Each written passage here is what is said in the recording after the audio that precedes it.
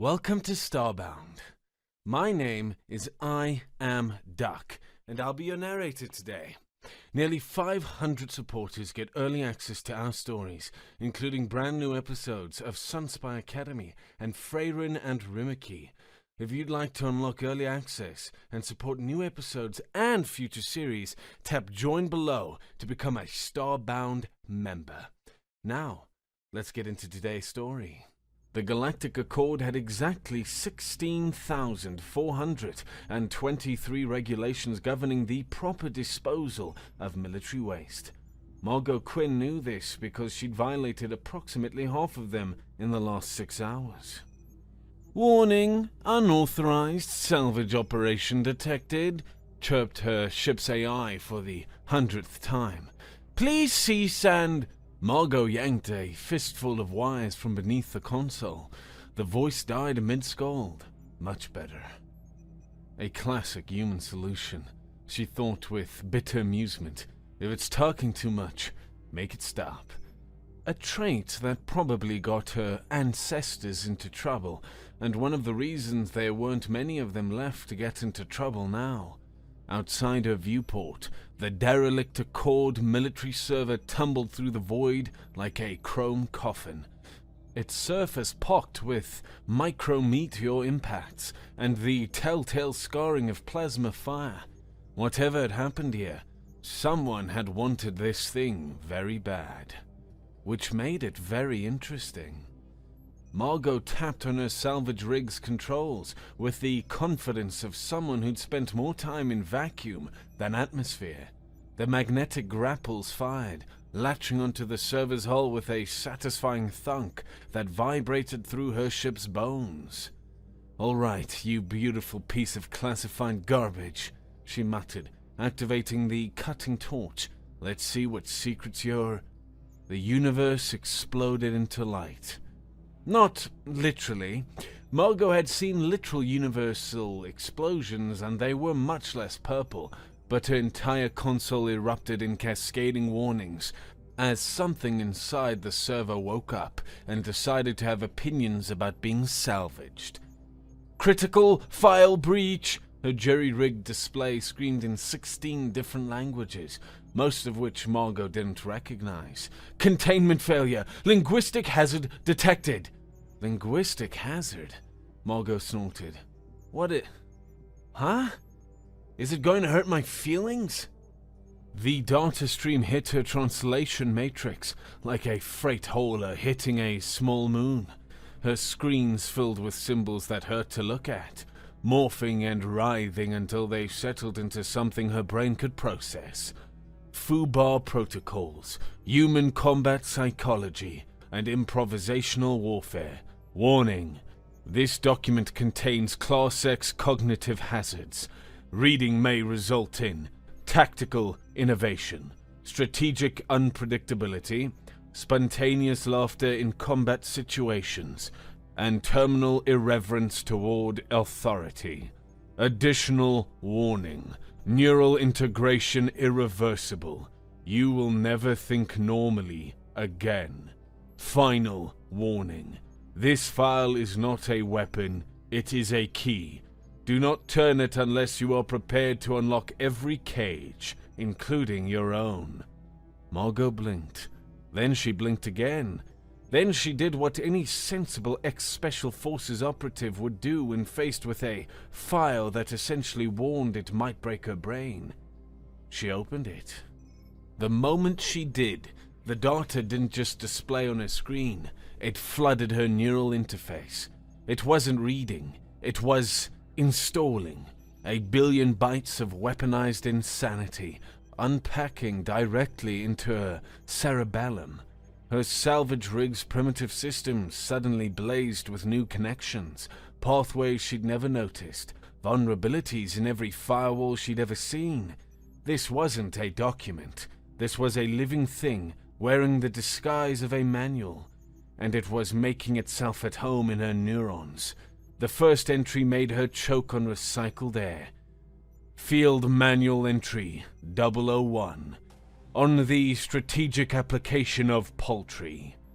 During the siege of Kepler Station, Private Chandler successfully routed an entire hegemony battalion using 16 chickens, a speaker system, and what she described as the Thunder Dome playlist. When asked to explain her tactics for the official record, Private Chandler responded, "Have you ever seen what happens when you play death metal to birds? They go absolutely feral. Oh, the enemy assumed we deployed some kind of biological weapon. Technically, we had." Effectiveness rating 87%. Casualties 0 humans, 3 chickens. Given full military honors, approximately 400 enemy combatants retreated in existential terror.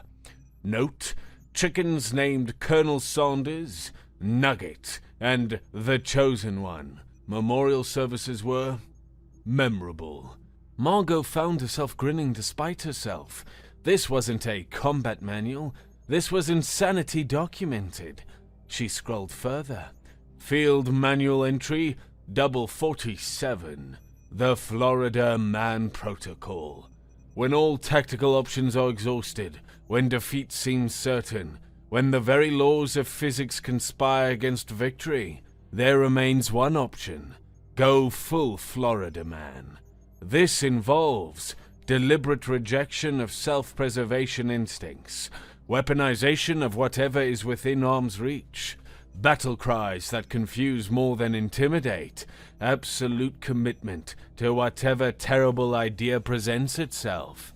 Historical example: Corporal James Mandela, surrounded by 40 hostiles, armed with only a broken coffee maker and wearing nothing but combat boots and determination, successfully held a strategic position for 6 hours by convincing the enemy he had transcended the need for armor through pure cosmic energy.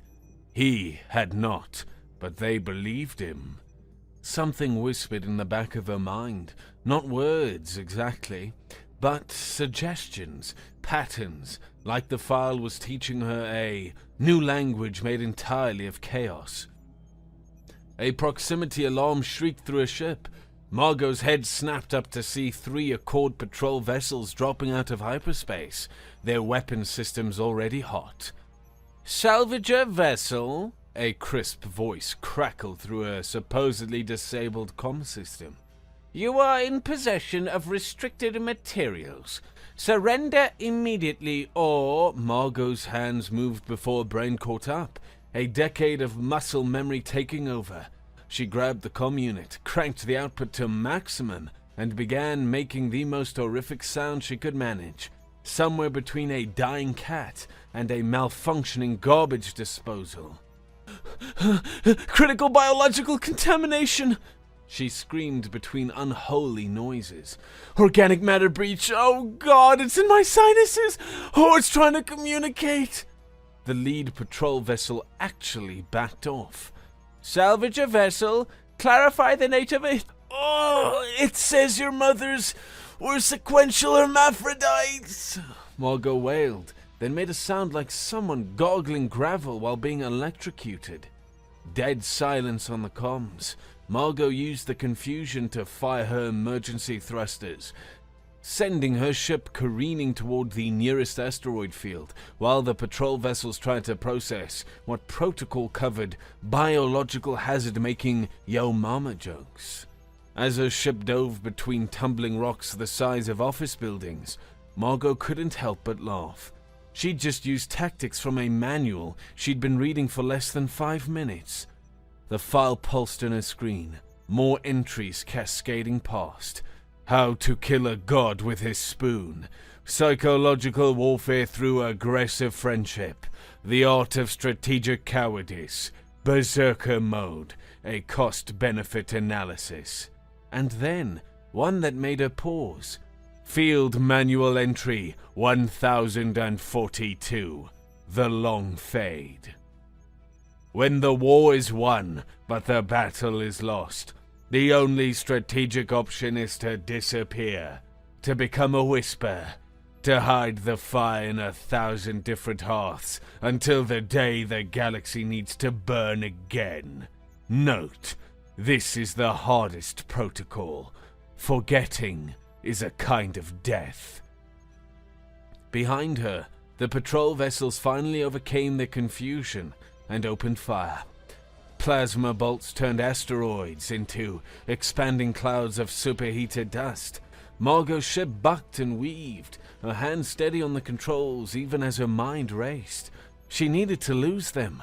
She needed to figure out what this file really was, and apparently, according to entry 183, she needed to find some duct tape. "All right, humanity," she muttered, pulling her ship into a spiral that would have liquefied most pilots. "Let's see what you've got." The file kept scrolling, and somewhere in the back of her mind, Margot felt something click into place. This wasn't just a manual. This was a love letter to controlled chaos, and the galaxy had no idea what it had just unleashed. 3 days later, Margot Quinn sat in the universe's least reputable bar, watching a four-armed crime lord trying to understand why his drink was on fire. "It's called a Molotov cocktail," she explained helpfully. "Traditional human beverage. Tonic Corum, whose species had conquered 16 systems through sheer organizational efficiency, stared at the burning alcohol like it had personally insulted his grandmother. "You drink fire?" "Only on Tuesdays." Margot took a sip of her own decidedly non-flaming beer. "Or during invasions, really whenever the mood strikes." He looked at her like she was a museum piece that had come to life and started breaking things. In a way, he wasn't wrong. Humans were history. The cautionary tale parents told their spawn about what happened when evolution had too much caffeine and a bad attitude. The bar, a converted cargo container wedged into Nexus Station's least patrolled section, hummed with the kind of tension that preceded either violence or awkward small talk. Tarnik's bodyguards, each carrying enough firepower to level a city block, watched Margot like she might spontaneously combust, which, given what she'd done to their employer's last 3 facilities, wasn't entirely unreasonable. "You have something I want," Tarnik said finally, setting down his flaming drink with as if he were handling nuclear material. "My sparkling personality?" "The file." Margot's expression didn't change, but her hand drifted casually toward the plasma cutter tucked into her boot. "Don't know what you're talking about." "The file that teaches strange tactics. The file that let you destroy my weapons depot, using only cleaning supplies and what my lieutenant described as aggressive jazz music." "Oh, that file." Margot grinned. "Yeah, turns out industrial degreaser and smooth saxophone create a powerful psychological cocktail. Your boys literally forgot how to violence." One of Tarnik's 4 hands twitched toward his weapon. The other 3 made what might have been his species equivalent of a thoughtful gesture. Or maybe he was just itchy. "I've heard the legends about your kind," he said carefully.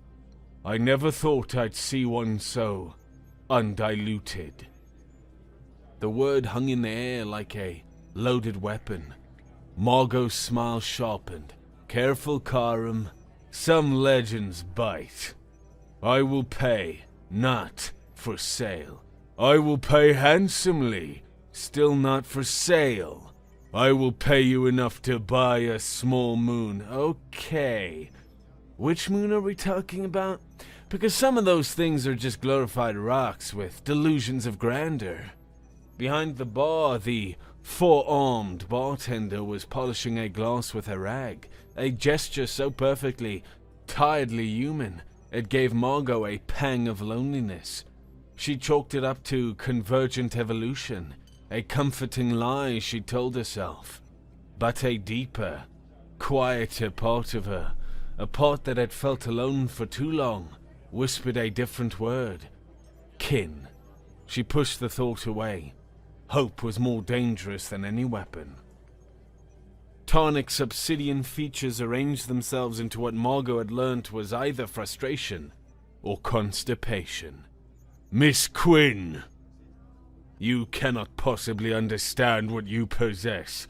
That file is not just knowledge, it's evolution. It's chaos given form, it's humanity being humanity, Margot interrupted. And trust me, you don't want it. I'll be the judge of... The bar's door exploded inward. Not exploded like someone kicked it really hard. Exploded like someone had strapped 30 pounds of thermite to it and asked it nicely to stop existing. Through the smoke strode Tyrek Violin. And Margot had to admit, the Saraven law enforcer knew how to make an entrance. 7 feet of humanoid strength, moving with the kind of lethal force that came from training since birth to be the Accord's perfect soldier. His tactical armor gleamed despite the bar's best efforts at ambient grime. His weapon, something between a rifle and a small artillery piece, swept the room with mechanical efficiency. His expression suggested he'd rather be anywhere else, possibly getting a root canal from a rusty drill. Margot Quinn, he announced in a voice that could have been weaponized for its sheer done with this shit energy. By order of the Galactic Accord, you are under arrest for... He paused, consulting a data pad. Theft, destruction of property, psychological warfare, unleashing a Class X cognitive hazard, teaching combat drones to play poker, violation of the Post-Silence Accord's genetic identity clause, and, he squinted, something called the Chicken Incident. They gave it a name. Margot couldn't help but feel proud. And what's this about a genetic identity clause? You know exactly what it means, Tyrek said flatly. The don't be human too loudly law, as your kind calls it. 16 casualties, he continued. 16 soldiers traumatized by poultry, Margot corrected. There's a difference. The Accord's classification system doesn't recognize that difference, Tyrek said, and something in his tone suggested he found that as ridiculous as she did. Tarnik's bodyguards had their weapons trained on Tyrek. Tyrek had his weapon trained on Margot. Margot had her beard trained on her mouth. It was like the universe's most dysfunctional standoff. Gentlemen, she said, standing slowly, and I use that term loosely. I have a proposition. You're coming with me, Tyrek stated. You're giving me the file, Tarnik added. You're both adorable. Margot reached into her jacket. Every weapon in the room tracked the movement. She pulled out a data pad. But here's the thing. The file has other ideas. Her screen flickered, displaying cascading lines of code she hadn't written. The FUBAR protocols were spreading themselves, using her salvage rig as a transmission point. Network connections bloomed across her display. Criminal databases, military academies, civilian networks. What the hell? Margot whispered, then louder. I didn't do this. The file it's alive. It's spreading itself. Tarnik's 4 arms all reached for weapons simultaneously. Tyrek's rifle hummed to life. Margot held up the data pad, showing a timer counting down from 10 seconds. One the file had created, not her. Dead man switch, she explained, trying to sound like she'd planned this. I don't check in every 12 hours. The entire file broadcasts to everyone, everywhere. You're bluffing, Tyrek said, though his voice carried doubt. I wish I was. Margot took another sip of beer, her mind racing with 16 different escape plans the file was whispering to her. The timer hit 3 seconds. Tyrek's tactical HUD suddenly flashed. Incoming data packet, source unknown, contents class X cognitive hazard, quarantine recommended. He blinked, trying to dismiss the warning, but a fragment had already slipped through. Just a taste, a whisper of chaos theory wrapped in military doctrine. His hand twitched toward the quarantine protocol, then stopped. Why would he want to quarantine something so interesting? Tell me, Enforcer Violen, Margot continued, not noticing his momentary distraction. What's Protocol 7 in your arrest procedures? Secure the suspects.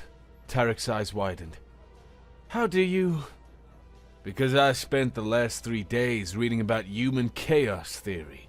And you know what I learned? We're really good at breaking patterns.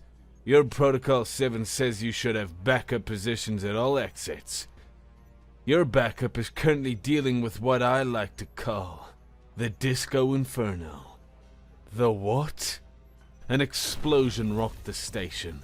Through the bar's single grimy window, they could see strobing lights and hear what could only be described as aggressive polka music, played at volumes that violated several physics laws.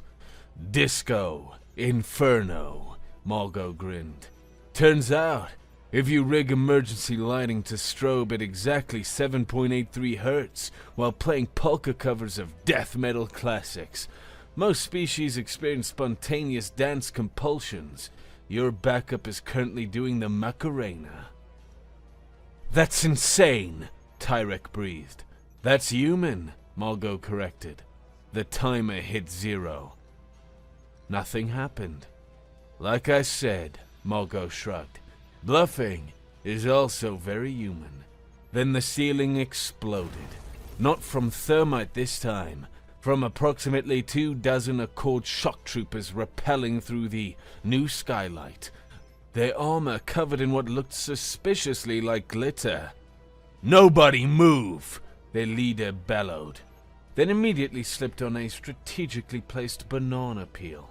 What followed was 30 seconds of pure chaos that would later be studied in military academies as how not to breach a room, and in human schools as Tuesday. Margot dove behind the bar as plasma fire turned bottles into abstract art. Tyrek, training overriding confusion, returned fire. Tarnik's bodyguards opened up with weapons that really shouldn't have been legal anywhere, turning shock troopers into shocked troopers. And through it all, that damned polka music kept playing. This is insane, Tyrek shouted, ducking as a plasma bolt removed his left shoulder pad. Welcome to humanity, Margot called back, assembling something from bottles behind the bar. We have jackets. She lobbed her creation over the bar. It exploded in a cloud of foam that rapidly expanded, engulfing 3 shock troopers who suddenly found themselves trapped in what looked like malevolent shaving cream. What is that? Tyrek demanded. Mentos, cola, and industrial adhesive, Margot replied. I call it the diabetes grenade. A shock trooper tried to flank them. Margot grabbed Tyrek's arm, spun him around, and used his rifle to clothesline the attacker. The trooper went down, tangled in his own repelling gear. Did you just use me as a weapon? Improvisation, baby. Chapter 12. Across the bar, Tonic had flipped a table and was returning fire with all 4 arms, looking like the universe's angriest DJ. His precision was admirable. His tactics were not. Karam! Margot shouted. Chapter 7. What? The art of strategic cowardice. Run!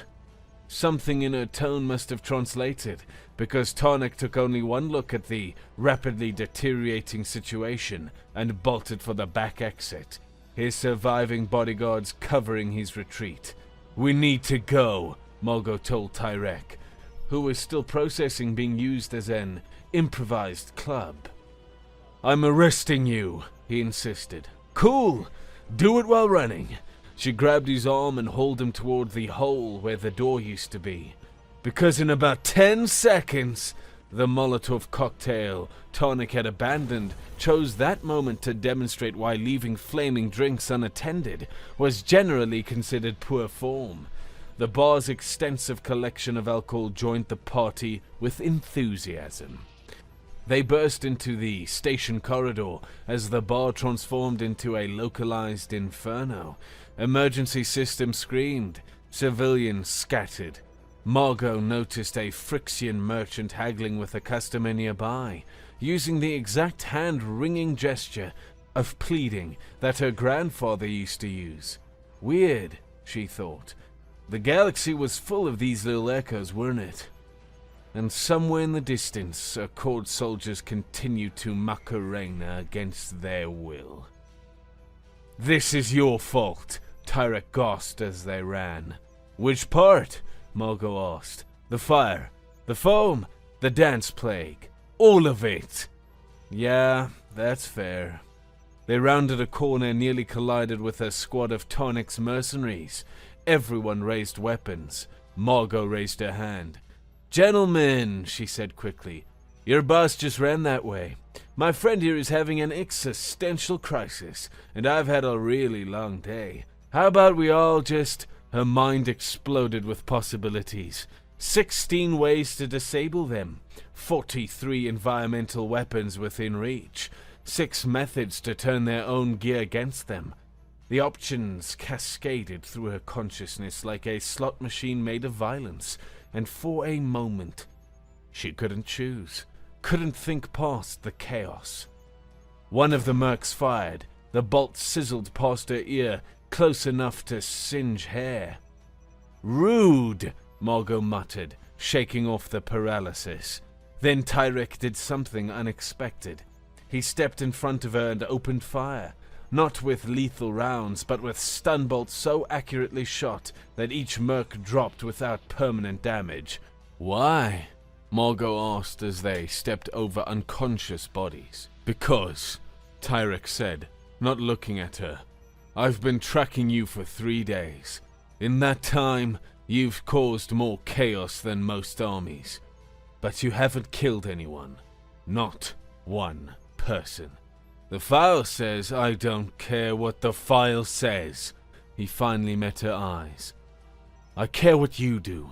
And what you do is find ways to win without bodies. That's not chaos. That's choice." Margot studied him for a long moment. "You read it. The file. Parts of it." His expression was complicated. "It's insane. It's human. Same thing." A ghost of a smile crossed his features. "Your ship or mine?" "Mine," Margot decided. "Yours probably has protocols and regulations and functioning air recyclers." "What's wrong with functioning air recyclers?" "They don't build character." As they made their way through the station, dodging emergency responders and dancing soldiers, Margot felt something she hadn't experienced in years. Trust. It was a decidedly human thing. Trusting someone who'd been trying to arrest you 5 minutes ago. But then again, the best human traits usually were. Behind them, the bar continued to burn, and the polka music played on. Halfway to the docking bay, Margot's comms crackled to life. "Miss Quinn."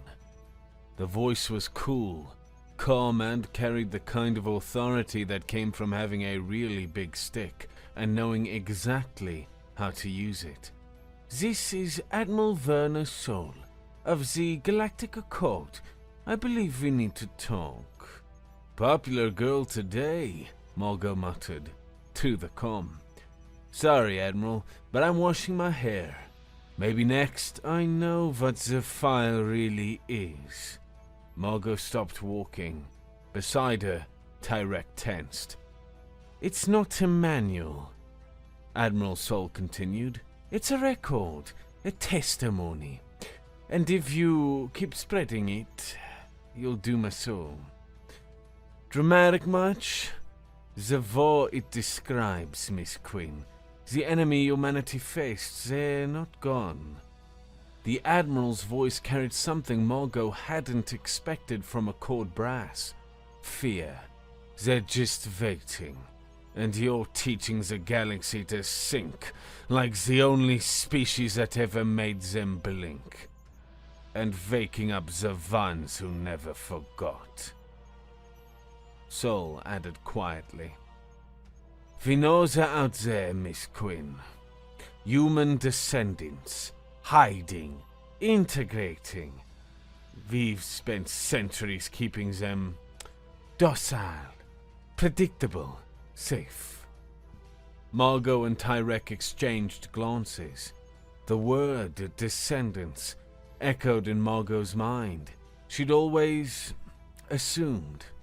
Well, Margot said finally, pushing down a sudden flutter of hope.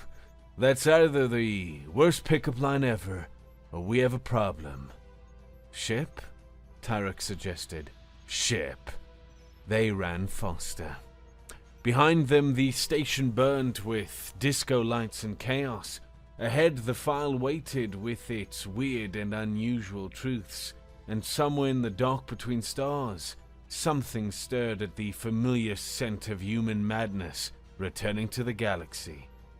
The FUBAR protocols had been a warning, wrapped in a joke, hidden in a manual. Too bad the galaxy had forgotten how to read between the lines. The Galactic Accord's flagship, Inevitable Logic, hung in space like a cathedral made of murder. 2 kilometers of bristling weapons, shield generators, and the kind of armor that could shrug off a small moon being thrown at it. Margot Quinn sat in her duct-tape pilot seat, staring at it through her cracked viewport. That's a big ship, she observed. It's the Admiral's personal dreadnought, Tyrek supplied helpfully from his co-pilot seat. Crew of 12,000, arsenal sufficient to sterilize a planet, and... He checked his instruments. Currently charging what appears to be a stellar cauterization array. Come again? They're going to blow up the local star. Margot blinked. That seems excessive. The FUBAR protocols have spread to 47 systems in the last week. Crime is up 3,000%. Military casualties are actually down, but morale is apparently suffering due to, and I quote, enemies who won't stop making puns during firefights. Humanity, Margot sighed. Teaching the galaxy to shitpost since 2674. Her comms crackled. Admiral Sol's face appeared on the one functioning display, elegant features that looked like they'd been carved from ice and disappointment. Miss Quinn, Enforcer Violin, how good of you to come. Hey, Admiral Buzzkill, Margot replied. Nice doomsday weapon. Compensating for something? The Admiral's left eye twitched, just barely. Margot counted it as a win. 3 days ago, Sol continued as if Margot hadn't spoken. The Hegemony's Third Fleet attempted to use your Florida Man protocol during naval exercises. They lost 40% of their ships to what the survivors described as aggressive stupidity. Did they win, though? They destroyed their own flagship with a kitchen appliance. So, yes. Another eye twitched. The file must be purged.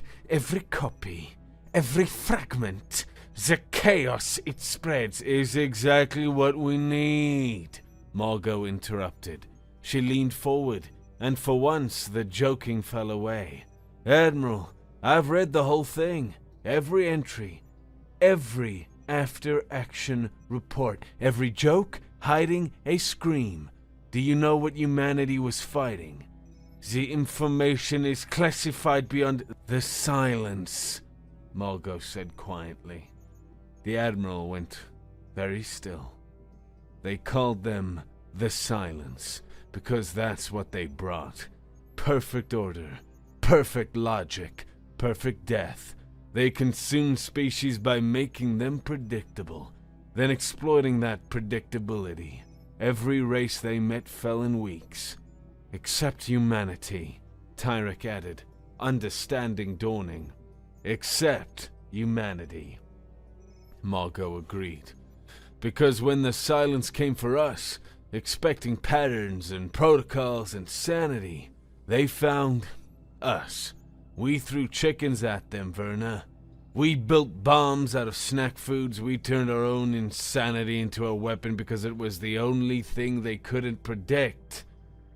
And we won, the Admiral said softly.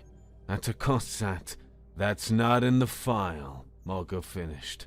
Yeah, I noticed. Lot of victories, lot of crazy wins, but nowhere does it say what happened after. Where's humanity, Admiral? Where are my people? The question hung in the void like a prayer. Margot had always known she was one of the lost, but hearing it confirmed, silence stretched between ships. Gone, Sol finally said. Scattered to the cosmic winds. The war changed them. Changed you. When it was over, when the Silence retreated to whatever dark corners they came from, humanity looked at what they'd become, what they'd had to become, and they chose to fade away, rather than risk becoming the monsters, Margot whispered. So they left the file, a warning, a weapon, and a reminder, which is why it must be destroyed. The Admiral's voice hardened. The Silence have been quiet for 800 years, but if the galaxy starts thinking like humans, acting like humans, they'll come back, Tyrek said.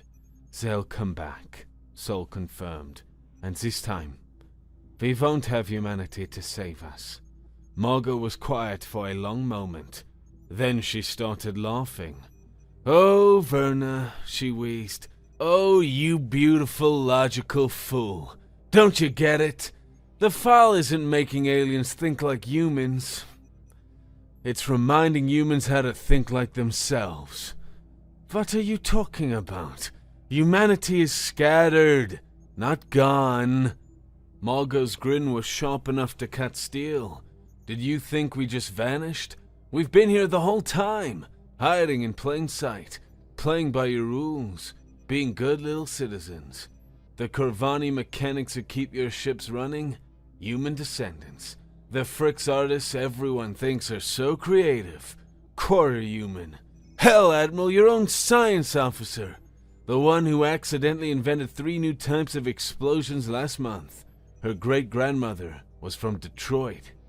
The Admiral's face went through several interesting color changes. Not surprise, more like resignation. We know, Sol said quietly. We've always known. Genetic markers, behavioral patterns, that damn tendency to solve problems with explosions. We've spent 8 centuries managing you, keeping you separated, keeping you tame. Ouch, Margot said, though her heart was racing. Descendants, plural, not dozens, not hundreds, enough to need managing. How's that working for you? You're bluffing. Am I? Margot's fingers danced over her console, but she wasn't typing. The file was moving through her, using her as a conduit. The FUBAR protocols aren't just instructions, Admiral. They're a wake-up call. A virus of memory. And guess what? Your boy Revik got his copy 3 days ago. Commander Revik. Sol spun to face her bridge officer. When did you... Sorry, Admiral. The man's grin was pure human. But my great-great-grandfather was from Australia. And they found me. Sent me a message. Reminded me what we gave up to keep you all safe. His hand moved to his helmet. Time to remember who we really are. Sol's face cycled through. Resignation to something like bitter understanding. We thought we could control it. she said quietly. That by integrating you, keeping you close, we could dilute your nature. Use your famous ingenuity without suffering the consequences of your chaos. She laughed, a sound without humor. We were arrogant. We thought proximity would make you predictable. Instead, you put foxes in charge of the henhouse. Revik agreed cheerfully. Across the bridge, other officers were removing helmets, dropping disguises, letting carefully maintained facades fall away. A Frixen Zine started juggling plasma cores. A supposedly logical Saraven pilot was building something out of console components that looked decidedly non-regulation. Margot watched in stunned amusement.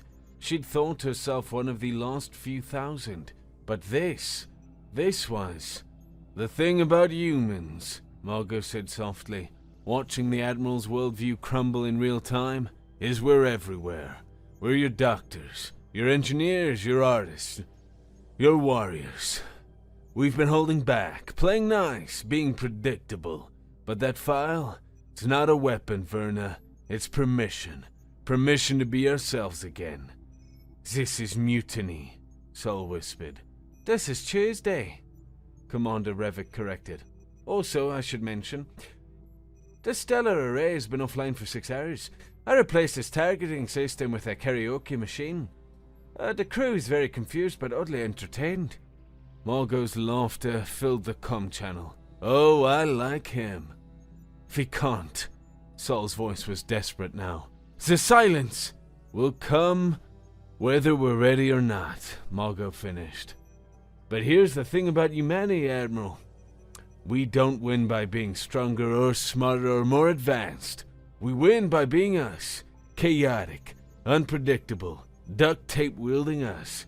And if the silence wants round two, well, she hit the red button. Nothing exploded. Instead, every screen on both ships displayed the same message. Congratulations, you've been enrolled in Humanity 101, Advanced Chaos Theory. Lesson 1, always have a backup plan. Lesson 2, the backup plan is usually worse. What did you do? Sol demanded. I didn't do anything, Margot said, and for once it was true. The file had used her systems, her connections, her very neurons as a transmission network. The Fubar protocols did. They're not just a manual, Admiral. They're a living piece of human ingenuity, a digital ghost of our collective insanity. And they just found every human descendant in 50 systems and reminded them who they are. Her hands trembled slightly. Since opening the file, her mind hadn't stopped racing. Every problem spawned a dozen solutions, each more insane than the last. She looked at the Admiral's chair and instantly saw 47 ways to turn it into an improvised cannon. The knowledge was intoxicating, terrifying, irreversible. Remember that dead man switch I mentioned? She continued, forcing focus through the chaos. Turns out the file set it up, not me. It's been using me as a relay since I opened it. Every human descendant just got the complete protocols, a DNA test kit, and an invitation to the universe's biggest family reunion. Tyrek stared at her. When did you? Chapter 1337. Always be plotting. Also, I had help. She winked at the screen. Thanks, Revik. Any time, cousin, the commander replied. Cousin. The word hit Margot like a physical blow. Not alone. Never alone. Just hiding. Admiral Sol sank into her command chair, the weight of the situation finally hitting her. Do you have any idea of what you've done? Yeah, Margot said cheerfully, though her voice cracked slightly. I've just reminded a couple million humans that they're allowed to be themselves. Galaxy's about to get real interesting. Million. She said it so casually, but the number echoed in her mind. Millions. The silence will face something they've never faced before, Tyrek interrupted, surprising everyone. A galaxy that thinks like humans, not just humanity. Everyone. Because that's what the file really does, isn't it? It doesn't make aliens human. It makes them remember that chaos isn't the opposite of order. It's what happens when order forgets to laugh.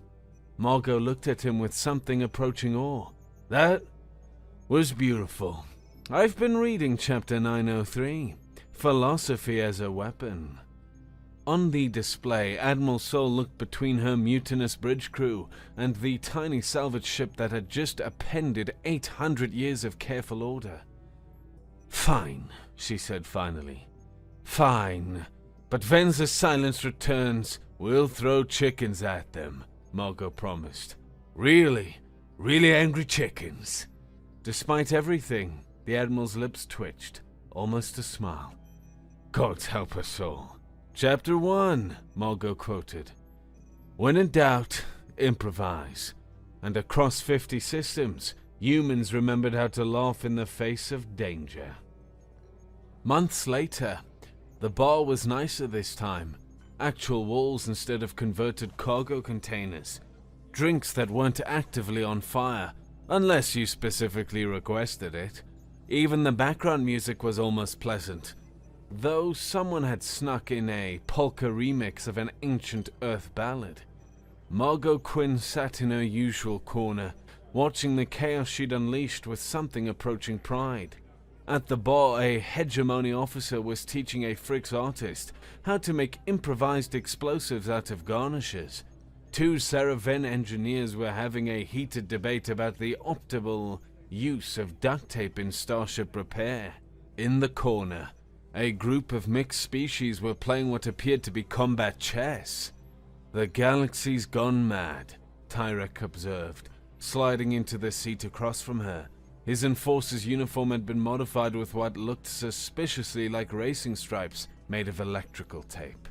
Gone human, Margot corrected, raising her decidedly non-flaming beer. There's a difference. Is there, though? They clinked glasses. Any word from the frontier? Margot asked. Tyrek's expression sobered. Long-range scouts report. Anomalies. Ships that move too meticulously. Colonies that go quiet in perfect mathematical intervals. They're testing us, he confirmed. But here's the thing. We're failing their tests in the best possible way. A silence probe appeared in the Vega system last week. Know what happened? Margot leaned forward. Local defense force hit it with 30 tons of glitter. A looped recording of someone's grandmother complaining about their life choices, and a swarm of repair drones reprogrammed to aggressively redecorate. The probe left. Quickly. Margot nearly choked on her beer. It worked! Apparently, the silence value efficiency above all else, and there is nothing efficient about getting glitter out of sensitive equipment. Chapter 1844, they said in unison. Glitter is forever. They sat in comfortable silence for a moment, watching a Corvani engineer build what was either a revolutionary power source or a really elaborate cocktail mixer. Behind her, someone's hand gesture caught Margot's eye, a dismissive wave that was achingly familiar. The engineer turned, and she caught a glimpse of features that could have been from old Earth, hidden under scales and modifications, but still human. Another cousin she'd never known she had. Think we're ready? Tyrek asked eventually. When they come for real. Margot considered the question. Around them, the galaxy's most orderly species were learning the joy of controlled chaos. Former enemies were bonding over shared confusion. The Accord's military academy had added a required course called Applied Insanity and You. She absently watched a simple door mechanism, and her mind immediately calculated 16 ways to weaponize it. The knowledge came unbidden now, a constant stream of chaotic possibilities.